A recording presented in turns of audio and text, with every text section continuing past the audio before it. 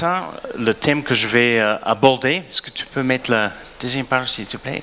On va aborder le sujet de la générosité et donc le témoignage de Anthony et les photos les images que nous venons de voir, ça colle parfaitement. Si vous avez vos Bibles, nous allons regarder un texte que nous avons lu plusieurs fois déjà dans ces derniers mois, Actes chapitre 2. Et on va lire ensemble à partir de verset 1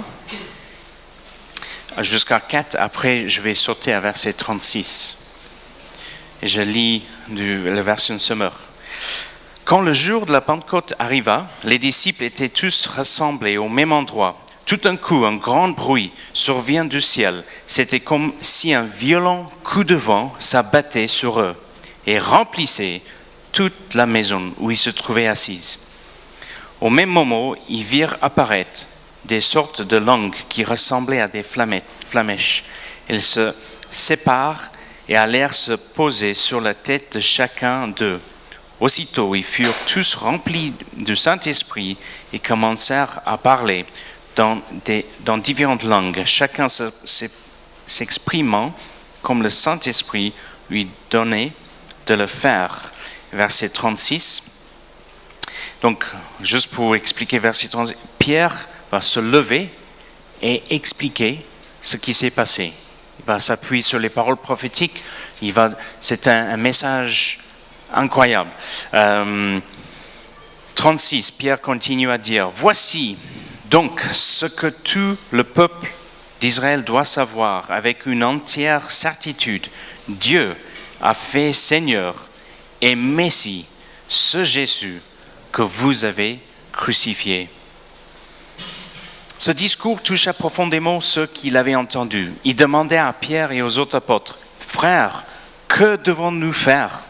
Pierre leur répondit, « Changez ou repentez-vous, et que chacun de vous se fasse baptiser au nom de Jésus-Christ pour que vos péchés vous soient pardonnés. Alors vous recevrez le don du Saint-Esprit, car la promesse est pour vous, pour vos enfants et pour ceux qui vivent dans les pays lointains. Tous ceux que le Seigneur notre Dieu fera venir à lui. » Pierre continuait avec insistance à leur adresser d'autres paroles pour les persuader et les encourager, leur disant « Recevez le salut, séparez-vous de cette génération dévoyée. » Ceux qui acceptèrent les paroles de Pierre se firent baptiser. Et ce jour-là, environ 3000 personnes furent ajoutées au nombre des croyants. Dès lors, ils s'attachaient à écouter assidûment l'enseignement des apôtres, à vivre en communion les uns avec les autres, à rompre le pain et à prier ensemble. Tout le monde était très impressionné car les apôtres accomplissaient beaucoup de prodiges et de signes miraculeux. Tous les croyants vivaient unis entre eux et partageaient tout ce qu'ils possédaient. Ils vendaient leurs propriétés et leurs biens et répartissaient l'argent entre tous, selon les besoins de chacun. Tous les jours, d'un commun accord, ils se retrouvaient dans le cour du temple. Ils rompaient le pain dans les maisons et prenaient le repas dans la joie avec simplicité de cœur. Ils louaient Dieu et le peuple tout entier leur était favorable. Le Seigneur ajoutait chaque jour à leur communauté ceux qu'il sauvait. Prions. Père, merci pour ta parole. Je prie que on puisse recevoir de toi juste une révélation de toi, de ce que tu veux nous communiquer à travers ce texte, les choses que tu as mis dans mon cœur ce matin. Que toute l'honneur et gloire reviennent à toi. Amen. Alors, qu'est-ce qui s'est passé en Actes chapitre 2? Il y a le moment de Pentecôte.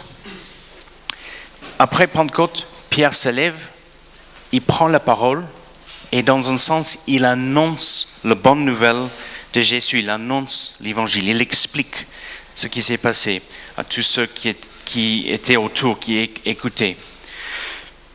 Et pour ceux qui avaient accepté les paroles de Pierre ou ceux qui en écoutant Pierre, là où ça avait déclenché de la foi dans leur cœur, tout ça a déclenché une série de réactions de façon assez spontanée. Et si nous devons les nommer un par un, juste mot à mot, peut-être des fois 2 mots, on pourrait lire Acte 2 de la façon suivante. On pouvait dire Pentecôte, annonce l'évangile de Pierre, et ça, suite à ça, ça a déclenché la repentance, le baptême, l'attachement à l'enseignement, la communion fraternelle, la fraction du pain, la prière, les prodiges, l'unité, la générosité, repas partagés dans les maisons, louange à Dieu. Et Acte chapitre 2 termine avec comme fruit de tout cela, mais ce n'est pas une réaction des hommes, c'est ce que Dieu fait. Le Seigneur ajoutait chaque jour à leur communauté ceux qu'il sauvait. Donc le mot pouvait juste simplement être croissance de l'Église, mais c'est Dieu qui a ajouté ceux qu'il sauvait. Ce n'est pas les gens que Pierre sauvait, c'est les gens que Dieu sauvait, le Saint-Esprit qui avait touché leur cœur. Et quand je vois ça, j'ai une image dans ma tête de l'effet domino. Vous avez vu quand on pose les dominos l'un à côté de l'autre et on déclenche le premier et ça a une réaction en chaîne, n'est-ce pas? Et le premier domino fait couler le deuxième, ou tomber le... Et c'est comme si on pouvait dire, ok, puissance du Saint-Esprit, présence de Dieu, manifestation du Saint-Esprit, l'annonce de l'Évangile. Et ensuite, ça déclenche ce premier domino, la repentance, baptême, la communion, l'attachement à l'enseignement, communion fraternelle, fraction du pain, prière, tout, domino après domino. Et 20 siècles plus tard, l'annonce de l'Évangile continue à déclencher ces réactions dans les vies des hommes et des femmes. Quelle que soit leur culture, quelle que soit leur langue, quel que soit où ils habitent dans les régions, les mêmes réactions. Alléluia, c'est l'impact de l'Évangile dans nos vies. Repentance, Seigneur, pardonne-moi de mes péchés. Je veux recevoir ta grâce qui est gratuite, qu'on accède par la foi. Le baptême, etc. C'est quelque chose de fort. Louange à Dieu et Dieu ajouter des personnes à l'Église. Je me souviens quand on a commencé notre ministère ici, ça va faire bientôt 11 ans, en avril, ça va faire 11 ans. J'ai tout fait pour tout faire. J'ai tout fait pour, pas étouffer le Saint-Esprit, mais j'ai tout fait pour qu'il y ait une croissance dans l'Église, pour que les gens viennent, ok. Ça. Et après 18 mois, avait prêché les meilleurs messages que je pouvais, donner les meilleures illustrations, jouer ma guitare le mieux que je pouvais, tout ce que je pouvais faire dans mes forces.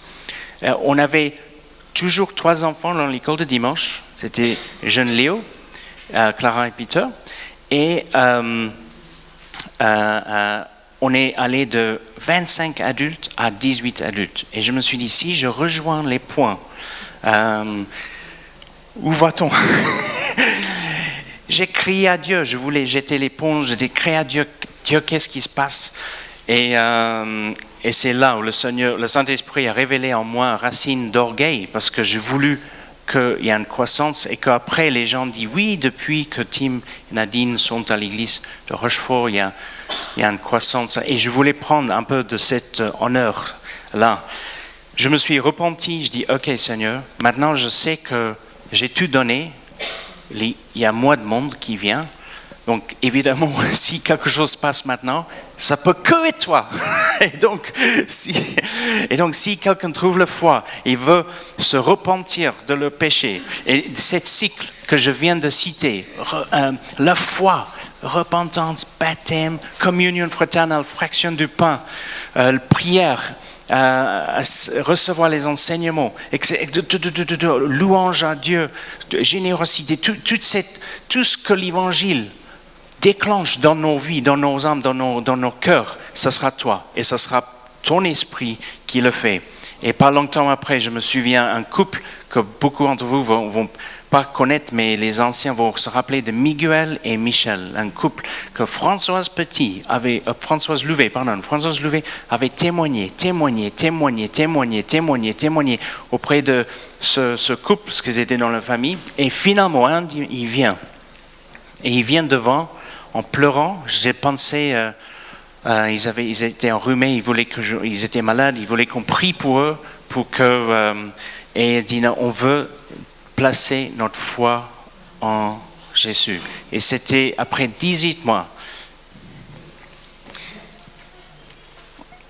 Les premières personnes qui avaient trouvé la foi, et c'était aussi nos premiers obsèques. Hein? Parce qu'ils étaient, dans le niveau de la santé, c'était dur. Mais ils ont trouvé la foi, alléluia. Ils ont trouvé, c'était glorieux. Pourquoi je dis ça? Parce que c'est bien pour nous de rappeler. On peut faire tout ce qu'on veut. Et même avec nous, c'est bien pour nous de dire, Jésus, on va te suivre, on va te mettre en première place, mais que nous gardons en tête, c'est le Seigneur qui ajoute à des communautés, à des églises locales, ceux qu'il sauve. Ceux qu'il sauve. Alors, ce matin, je voudrais, si chacun de ces choses-là représente un domino, je voudrais prendre le domino qui parle de la générosité. Et pourquoi? Parce que je pense qu'il y a un manque de générosité dans l'Église. Au contraire, si je peux vous raconter témoignage après témoignage après témoignage de générosité qui est dans l'Église, pour la plupart sont inconnus, parce que quand il y a un geste de générosité, on ne veut pas que la main gauche soit au courant de ce que donne la main droite. Ce n'est pas des choses qu'on va monter sur les toits et dire « j'ai fait cela, je donnais à ça, j'ai fait ». Ça reste assez discret. Mais il y a beaucoup de témoignages de générosité dans cette assemblée et j'en parle parce que ça fait partie. C'est bien qu'on le voit dans les Écritures, ça fait partie de la vie de l'Église, ça fait partie de la vie du croyant, du chrétien. Alors, regardons ensemble les exemples de formes d'expression de générosité dans les Écritures et dans les actes. Et je voudrais juste vous commencer avec cinq formes d'expression de générosité rapidement. Et après, j'ajouterai quelques remarques. Le premier, c'est le partage des biens avec ceux qui sont dans le besoin. Et nous avons vu ça en Actes chapitre 2, mais c'est développé un petit peu plus en Actes chapitre 4, verset 32. Donc je vais vous lire Actes chapitre 4, verset 32 à 35. Tous ceux qui étaient devenus des croyants vivaient dans une parfaite unité de cœur et d'esprit. Personne ne se prétendait propriétaire de ses biens, mais ils partageaient tout ce qu'ils avaient. Avec une grande puissance, les apôtres rendaient témoignage de la résurrection du Seigneur Jésus, et la grâce de Dieu agissait avec force en eux tous. Aucun d'eux n'était dans le besoin, car ceux qui possédaient des champs ou des maisons les vendaient, apportaient le produit de la vente et le remettaient aux apôtres. Ceux-ci le repartissaient alors entre tous, et chacun recevait ce dont il avait besoin. C'est ainsi que, par exemple, un certain Joseph possédait un terrain. C'était un Lévite originaire de Chypre. Les apôtres le surnommaient Barnabas, ce qui veut dire l'homme qui encourage. Il vendit son terrain apporta l'argent et l'on remit le produit aux apôtres. Je voudrais prendre le temps de déballer un petit peu ce texte, mais peut-être s'il me reste du temps à la fin de mon message, je reviendrai à ce texte parce que ça mérite qu'on regarde un petit peu plus près, parce que ce texte est souvent mal compris et très souvent les chrétiens qui sont jeunes dans leur foi peuvent des fois avoir un certain sentiment de découragement quand on lit ce texte, parce qu'il n'est pas compris. Pourquoi le découragement? Parce qu'on peut avoir le sentiment qu'on doit aller vendre tout ce que nous avons, notre maison inclus, pour être un bon chrétien, pour vraiment suivre cet exemple dans les textes. Et ce n'est pas le cas. Mais ça mérite que je l'explique un petit peu. Et donc je ne veux pas le faire vite fait et finalement c'est un peu bâclé. Le point que je voudrais simplement soulever pour l'instant, parce que je vais faire ce message sur la générosité en 2 parties. Donc, si je n'ai pas le temps aujourd'hui, j'en parlerai un petit peu dimanche prochain. Mais ce que je voudrais souligner, c'est cet aspect que les chrétiens, une fois ils ont trouvé la foi en Christ, ils avaient une conviction que ce qu'ils avaient, en fait, ils ne les possédaient pas vraiment. Et ça c'est une révélation que quand Dieu vient, parce que tout ce que nous avons, qu'est-ce que nous avons que nous n'avons pas reçu, a dit Paul. Qu'est-ce que nous avons que nous n'avons pas reçu? On vient dans ce monde tout nu, on va le quitter tout nu. Tout ce que nous avons appartient à Dieu. Aujourd'hui, on peut être dans l'abondance, demain avoir très peu. Et il y a eu une générosité incroyable qui s'est exprimée. Mais je veux dire simplement ça, il ne s'agissait pas de vendre la résidence principale, il ne s'agissait pas de vendre la maison principale. Pourquoi? Il faut qu'on regarde le texte ensemble de plus près, l'analyser un petit peu, regarder un texte, regarder le message, ce passage de façon textuelle qu'on fera peut-être dimanche prochain. Mais une générosité.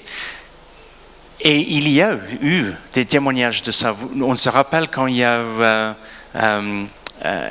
Gena et Yuri, quand ils ont déménagé de Ukraine en Charente-Maritime, et ils n'avaient rien dans les maisons. Il y a un appel, est-ce que si vous avez des meubles, des choses, et au bout d'un moment, je me souviens, Anthony a dit, ok, on arrête, il n'y a plus besoin. J'ai un micro-ondes. Non, ça va, ils ont un micro-ondes.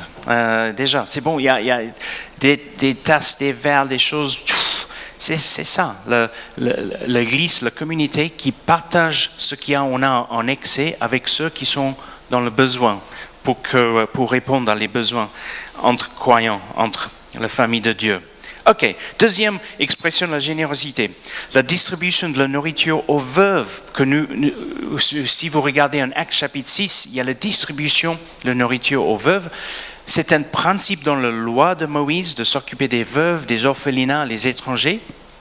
Et on n'abuse pas des étrangers, mais on s'occupe d'eux.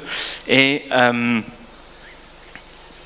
il y a une distribution de la nourriture. Et ça va créer c'est un moment de friction, parce que les veuves de tradition grecque se plaignent qu'ils sont négligés. Et donc les apôtres doivent s'en occuper. En 1 Timothée chapitre 5, Paul donne à Timothée des instructions de comment établir une liste pour l'église des veuves. On met qui dans la liste des veuves pour que l'Église s'occupe de ces veuves. Il dit il y a des critères, il y a certaines veuves qui ne doivent pas être dans cette liste.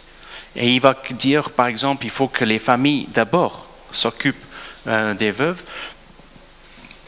Mais dans l'Ancien Testament, dans cette période biblique en Moyen-Orient, et je voudrais ajouter, dans beaucoup de sociétés aujourd'hui, dans le XXIe siècle, la famille est la sécurité sociale.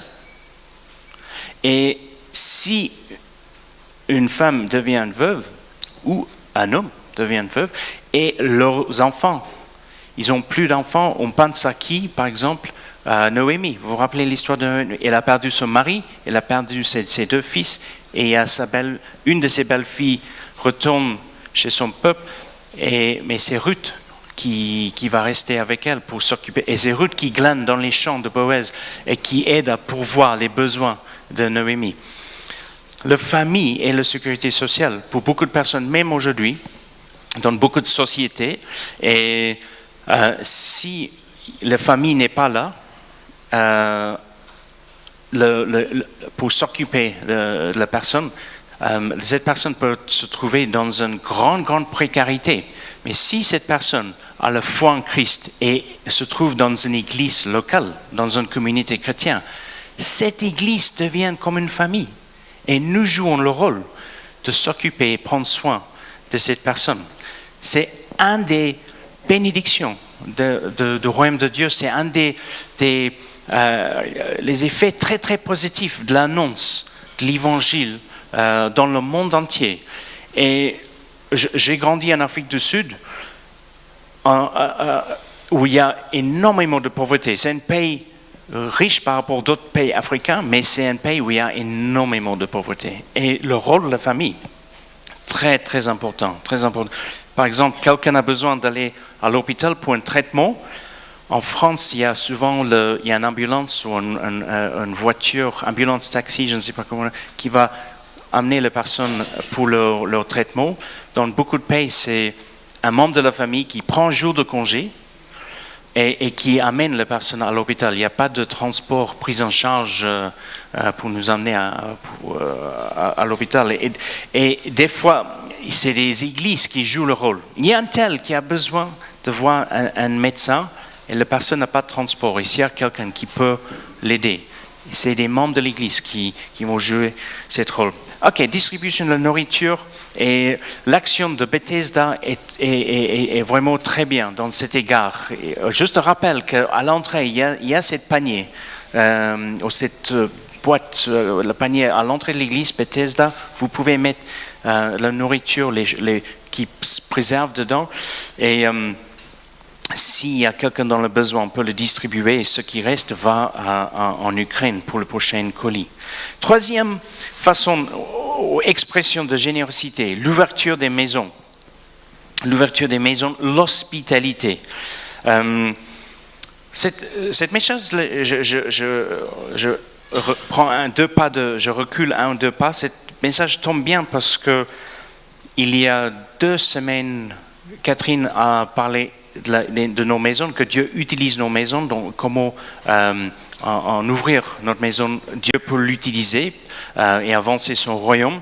Donc je ne vais pas trop en parler ce matin. Et dimanche dernier, Maxime a parlé de l'annonce, l'importance de l'annonce de l'évangile, que Jésus est Fils de Dieu, il est le Messie, parce que c'est sur cette révélation Jésus bâtit son Église, donc ça reste le message central de l'Église.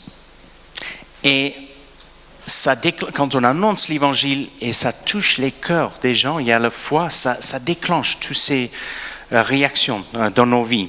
Alors, l'expression de générosité à travers nos maisons, l'hospitalité. En Actes chapitre 10, il y a Simon le tanneur qui héberge Pierre. Simon le tanneur, on ne sait pas grand-chose de lui, mais il est cité dans les Écritures pour toujours. D'avoir fait quoi? Avoir ouvert sa maison, exercer l'hospitalité. Il a hébergé Pierre. En Actes chapitre 16, Lydie, le marchand de pourpre dans la ville de Philippe, va héberger Paul et son entourage, et ça va déclencher la création de l'église à Philippe. Et en Actes chapitre 18, il y a Aquila Priscille qui héberge Paul en Corinthe. Donc, souvent héberger les serviteurs ou les missionnaires ou les personnes comme ça qui sont en mission, mais c'est aussi juste recevoir pour un thé, pour un café, pour un repas. Dans mes 11 ans que j'étais dans le marine m'a envoyé à plein de bases différentes, plein de villes différentes. Quelques mois là-bas, après quelques mois là-bas dans une formation là, après quelques mois là, partout. Et chaque période, j'ai cherché une église au plus vite. Et dans les endroits différents aujourd'hui. Peut-être souci de mémoire, je ne sais pas, mais je ne me rappelle pas des messages qui étaient prêchés. Quand j'ai assisté à des cultes, aujourd'hui, je ne peux pas vous dire tous les messages que j'ai entendus. Je suis convaincu, c'était des beaux messages et dans le moment, ça m'a nourri spirituellement, ça m'a fait du bien, mais je ne me rappelle pas trop. Bon, c'est peut-être juste la nature humaine. Par contre, je me rappelle des familles qui m'ont reçu, les familles qui m'avaient invité pour un repas. Et c'est souvent ces moments-là qui étaient des moments forts qui m'avaient touché. Une expression de l'amour de Dieu, la bonté de Dieu qui vient à travers les enfants de Dieu, qui viennent à travers d'autres croyants et qui vient à nous. Très souvent, la bonté de Dieu vient à nous par d'autres chrétiens. Dieu veut nous utiliser pour exprimer sa bonté et son amour. Je me souviens quand je suis venu à cette église en 97, j'étais en formation de langue ici à Rochefort pendant 5 mois et demi. Et pendant cette période, Pierre-Yvon Rochas m'avait invité pour un repas. C'était la première fois que j'ai mangé dans un foyer, dans une maison en France. Et c'est là où Yvon Rochas m'a introduit à le Pinot charentais, le Pinot de Charente. Parce qu'il y avait le melon, le dessert était un melon, et elle avait mis du Pinot dans le melon. J'ai jamais goûté ça dans toute ma vie, c'est la première fois que j'ai découvert le Pinot dans le melon. Mais c'était il y a 22 ans. Je me rappelle de ça. Je me rappelle, Stéphane et Sylvie m'avaient invité pour un repas après un culte le dimanche. Et Damien et Laetitia étaient à l'école primaire. Je me souviens, Sylvie a sorti un grand plateau avec plein de crudités. C'était l'entrée, elle a mis. J'ai jamais vu, parce que ma mère n'avait pas l'habitude de mettre un grand plateau de crudités sur le tas pour l'entrée. Je me rappelle. C'était après le culte. Je ne me rappelle pas le message qui était prêché ce dimanche-là. Mais je me rappelle de l'entrée que j'ai mangée. Vous allez dire, Tim, tu as les priorités bien mal placées. Paul dit qu'il y a des gens qui vivent pour le ventre. Et on n'est pas dans cette catégorie. Hein, on vit pour Dieu. Pour dire que l'hospitalité et la générosité, inspirée par notre amour pour Christ, qui s'exprime à travers l'hospitalité, ça touche les gens. Et quand je suis allé à Brest pour monter à bord le Jeanne d'Arc, j'ai trouvé une église en ville, et je me souviens, il y a des jeunes qui disent « Hey Tim, on a une soirée crêpe, tu veux venir ?» C'était un moment de convivialité, de fraternité, quelque chose de l'amour de Jésus qui s'exprimait à travers ces moments. Le royaume de Dieu se construit, oui, avec la prédication de la parole de Dieu, et on annonce la bonne nouvelle de Jésus, mais entre 2 dimanches, nous avons chacun un chez soi, nous avons chacun notre foyer, nous avons une table de café, on peut recevoir des gens, et ça touche, ça fait avancer le royaume de Dieu. 4e façon pour l'expression de la générosité, le soutien des chrétiens dans le besoin envers d'autres églises, dans d'autres régions.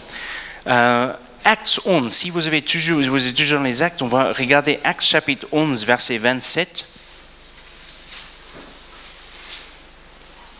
À cette même époque, des prophètes se rendirent de Jérusalem à Antioche. L'un d'eux, nommé Agabus, se leva et prédit sous l'inspiration de l'Esprit, donc une parole prophétique, qu'une grande famine sévirait bientôt dans le monde entier. Elle eut lieu, en effet, sous le règne de l'empereur Claude. On voit le détail avec Luc, que Luc écrit des Actes, énormément de détails. Les disciples d'Antioche décident alors de donner chacun selon ses moyens et d'envoyer des secours aux frères qui habitaient la Judée. C'est ce qu'ils firent. Ils envoyaient leurs dons aux responsables de l'Église par l'intermédiaire de Barnabas et de Saul. Et les photos que nous avons vues tout à l'heure, les chrétiens en Ukraine qui sont dans le besoin, nous qui ont, par rapport à nos moyens, on peut envoyer quelques colis pour les aider, pour leur bénir. Et donc il y a ce modèle des chrétiens qui subvient aux besoins, qui vient dans un sens au secours d'autres chrétiens dans d'autres églises qui sont même dans une autre région. Et le cinquième forme d'expression de générosité, il y a beaucoup. Je tire juste 5 comme ça. Un soutien financier des ministères. En Actes chapitre 18, verset 5, peut-être on peut le lire, oui, juste quelques chapitres plus tard. Actes chapitre 18, verset 5.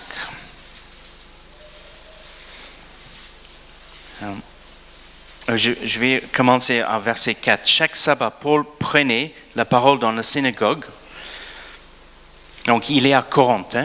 Paul est à Corinthe. Il annonce la bonne nouvelle à Corinthe.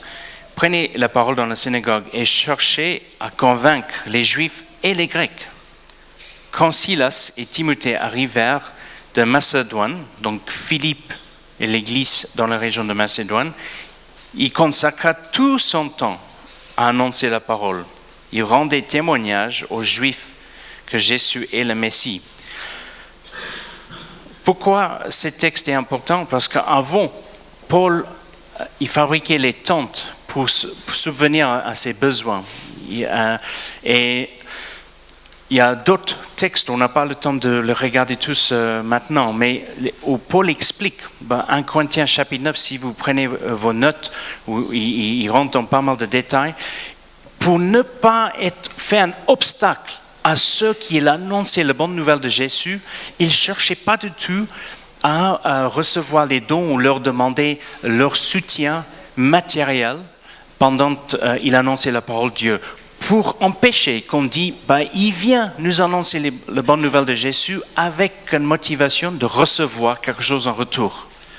C'est toujours compliqué d'aller évangéliser et tout de suite demander quelque chose en retour. Mon beau-frère et ma sœur ont planté une église, ça doit faire 4 ans maintenant, peut-être 5 ans, ont planté une église au Cap.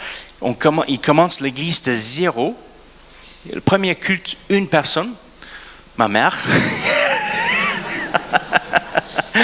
Et après, petit à petit, maintenant ils ont une communauté d'une bonne 50aine de personnes, des baptêmes, des conversions, les couples qui vivaient ensemble, qui disent non, on veut mettre Dieu en première place, on va se marier, des bons fruits qui s'est passé dans cette communauté.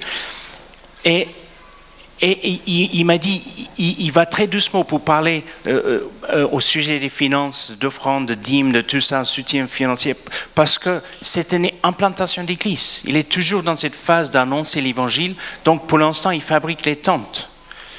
Mais avec le temps qu'il y a une maturité qui s'installe, il peut y aller. Pourquoi je lis ce texte en Actes chapitre 18, verset 5? Parce qu'on voit que Paul va consacrer tout son temps à annoncer la parole.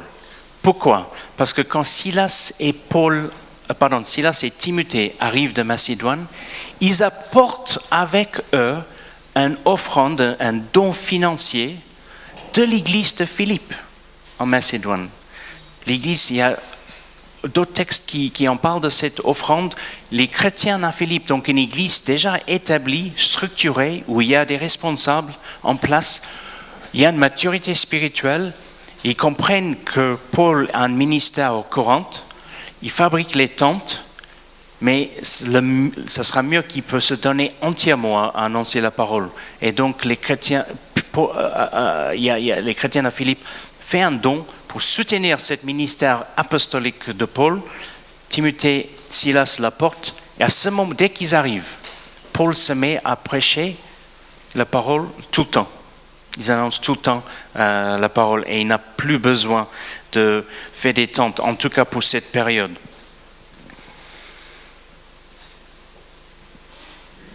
Quelques remarques en conclusion. Nous pouvons également être généreux avec nos dons, nos talents, nos compétences, avec nos voitures, amener quelqu'un à l'église, quelqu'un a besoin d'aller à l'hôpital, on peut les amener, quelqu'un sort de l'hôpital, venir peut-être les chercher, faire les courses de quelqu'un qui est malade, qui ne peut pas faire leurs courses.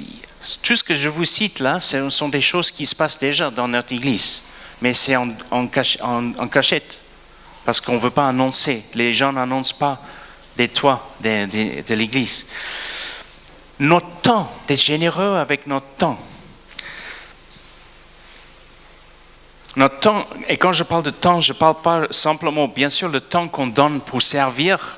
Ce vendredi matin, il y a un temps où on peut servir dans l'église, un temps de partage, etc. Mais aussi passer du temps avec quelqu'un qui peut-être est seul, se sent seul. Les inviter, ou aller les voir, ou les contacter. Être généreux avec notre temps. La générosité, c'est une attitude. On a besoin que la générosité soit une révélation qui vient dans notre cœur. C'est une attitude qui dit, j'ai beaucoup reçu, je veux beaucoup donner. Dans la pensée humaine, on dit, dans le monde, si j'ai tant, si je donne à quelqu'un un peu de ce que j'ai, je m'appauvris un petit peu. Mais c'est faux. Dans le royaume de Dieu, c'est juste le contraire. Il y a le Proverbe 11, verset 24, qui dit « Tel qui donne libéralement devient plus riche. Et tel qui épargne à l'excès, pas qui épargne, car tel qui épargne à l'excès ne fait que s'appauvrir. En donnant, on est enrichi. Mais il ne faut pas donner avec une attente de recevoir quelque chose en retour ou inviter avec l'attente on va être invité en retour. C'est juste pour donner, sans aucune attente, pas de conditions. La générosité ne s'agit pas d'un montant. Il ne s'agit pas non plus de donner ce que nous n'avons pas, mais c'est de donner en proportion de ce que nous avons donné, une partie de ce que Dieu nous a déjà donné. C'est jamais donner ce que nous n'avons pas. Et pour nos jeunes qui disent j'ai pas de salaire, j'ai rien à donner, c'est faux. Vous pouvez marquer sur une carte, un papier, cher papa, chère maman, bon pour un tasse de thé, bon pour une tasse de café, bon pour un massage, bon pour un ménage, bon pour voilà, cadeau. Hein? On peut être généreux. Il y a plein de manières d'être généreux. La générosité comme effet secondaire très très positif de la foi en Christ est peut-être un des antidotes à la souffrance de ce qui se passe dans notre pays à ce moment. Qu'est-ce qu'on entend? Plus de pouvoir d'achat, plus de pouvoir de choix. Je suis dans le manque, je n'ai pas assez, j'ai besoin de plus de pouvoir d'achat. Et il y a des gens qui ont vraiment du mal à boucler leur mois.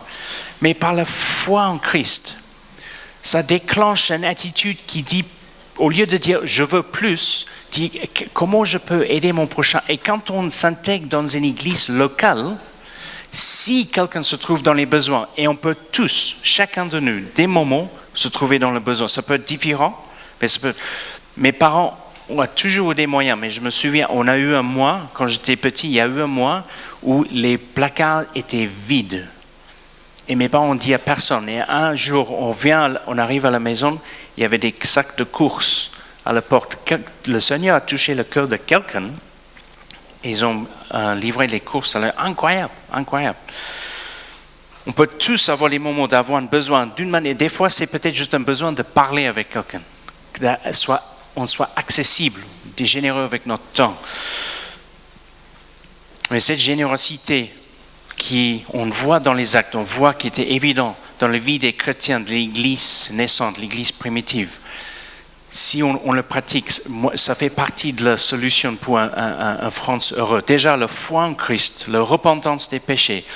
Et il y a un partage, on dit partage des richesses, mais de façon, on va prendre ce que quelqu'un d'autre a. Le moyen de l'évangile, c'est on donne. Personne prend. De façon libérale, on partage ce que nous avons. Je ne parle pas d'impôts, bien sûr, on doit payer nos impôts. Je parle de générosité dans le corps de Christ, où se souvient de cette générosité, s'occupe des besoins de tous dans l'Église. Le temps est passé trop vite. La meilleure forme de générosité, les amis, et je conclue avec la meilleure générosité, la meilleure forme d'expression de générosité, c'est pas tellement les choses qu'on peut donner, que tout soit bien, la nourriture, partage des choses qu'on a en excès, de l'argent, de notre temps, de nos talents, tout ça c'est valable et bon. Mais la meilleure forme de générosité, c'est le partage de la bonne nouvelle de Jésus. Il n'y a pas un cadeau mieux, plus beau, il n'y a pas... Parce que quelqu'un reçoit Jésus en tant que sauveur, ils reçoivent des richesses qui sont éternelles. La vie éternelle. C'est au-delà de tout ce qui est matériel et temporaire sur cette terre. Amen. Amen. Prions. Est-ce que l'équipe de louange peut s'approcher? On va, pendant que tu t'installes, Guéna, je vais prier. Peut-être on peut se lever.